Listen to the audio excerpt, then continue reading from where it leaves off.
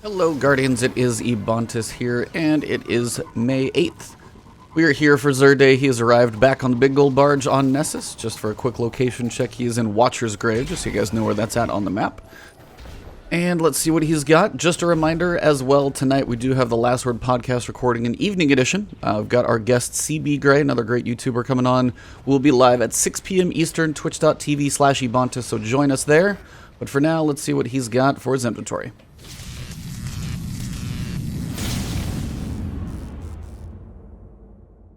Alright, for the engram, of course, make sure you do buy this thing. If you've got the shards to spare, it is going to get you at least one piece of armor that's going to have a decent stat roll. Now, I have seen that next season, in Season 11, which will be starting June 9th, I believe, that these down here are actually going to have random rolls and not just be from collection. So it's taken a while for them to get that in there, whether it's by choice or what.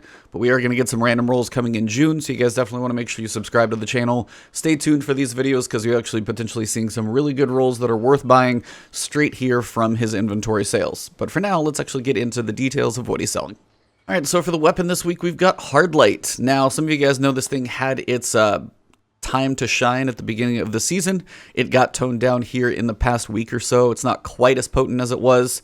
The perk is Volatile Light. Rounds fired from this weapon have reduced damage fall-off, which is the recent change. Overpenetrate and ricochet off hard surfaces. Projectile damage increases after bounce. Now, they changed a couple things from what it used to be, but as it stands right now, this thing will not fall all the way down to 50% damage at max range. It will only fall to 70%, which is going to give it still a little more potency at farther range if you're able to control this thing. The stability when you hit the catalyst is maxed. So when you get the catalyst finished, the stability is 100, so it's still very, very viable for a weapon. And this is a cool weapon because you can switch between Arc, Solar, and Void. So by reloading, you can go between Arc, Solar, and Void. Just hold the reload button, and when you do that, you're going to change which damage type you're actually going to be firing, which is beneficial for certain places. If you have to deal with match game, this thing can take care of all of them. It's not a bad thing to have around for certain places, especially if you're working on some solo activities or dealing with a lot of different shield types for some reasons. The ricochets in PvE will do basically ×2 damage. So if you shoot the floor and then hit an enemy, or shoot around a corner and hit an enemy, you're going to be doing 200% damage. In PvP, it's about 135% damage. So they toned that one down so people weren't just blind firing around corners quite a bit. Overall, still a pretty viable weapon, but not quite in the limelight as much as it was before. So it had a decent run. Now it's just a good weapon as opposed to like a god tier weapon. For the hunters, we've got the Gwisin Vest. The perk here is Roving Assassin. Each Spectral Blades kill you make before going into stealth will restore more of your super energy. So the way this one is going to work is if you're running around with Spectral Blades, you get kill on some enemies, and then you do your heavy attack to flip and go invisible, you're going to actually restore a decent chunk of the super energy back into your super bar so it lasts longer. This will restore more of it, so if you're running Spectral Blades, this is definitely one of the main ways to run that subclass. If you especially like that super, for PvP, it's going to help you last longer. You get a kill, go invisible, get some more of that super energy back, be able to cover more ground, and go attack more enemies. So if you're a hunter and you enjoy Spectral Blades, or even are thinking about it, this is definitely one you want to make sure you pick up. For the Titans, we've got the Hallowfire Heart, always a nice one to use. I've covered this a couple times before, but you have Sunfire Furnace as your perk. Improves the recharge rate of your solar abilities, greatly improves recharge rate while your super is charged. So your abilities are going to recharge faster, your melees and your grenades, but when your super is full and you don't use it, so you're just leaving your super unused, but it is fully maxed out, your abilities recharge quite fast. Blindingly fast if you are in a strike playlist with like Grenadier, but still very quickly.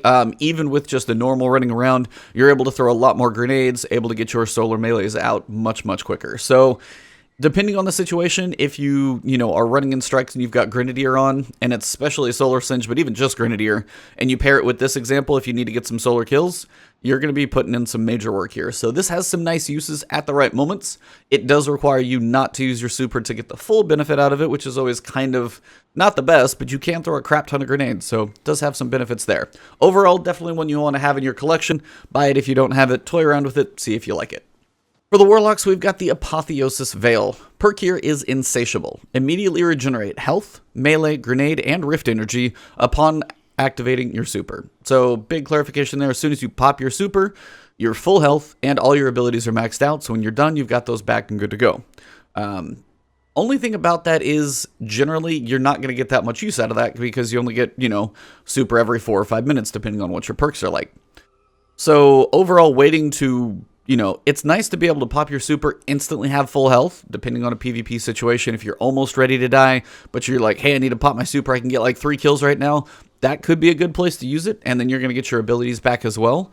But waiting for an exotic to do its thing until you pop your super doesn't get that much use out of it. Now, the other piece is nearby allies recharge class abilities faster.